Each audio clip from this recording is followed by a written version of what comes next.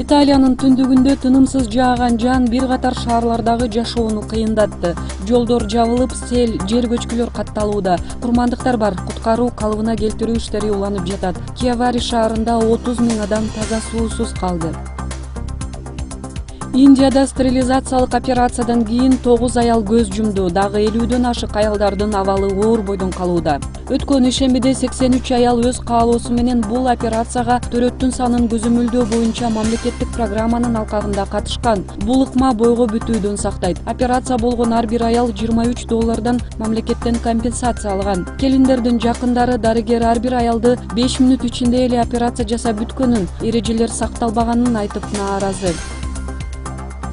Марокко 2015-жылга белгиленген Африка биринчилигин өткөрүүдөн баш тартты. Мындай чечим Эбола вирусуна байланыштуу кабыл алынганын футбол конфедерациясынан билдиришти. Конфедерация бул сунушка макул болбой Марокконун командасын турнирден чыгарып койду. Кубоктун финалдык оюну ушул кышта өтүш керек эле. Азырынча Мелдеш кайсы жакта өтөөрү аныктала элек.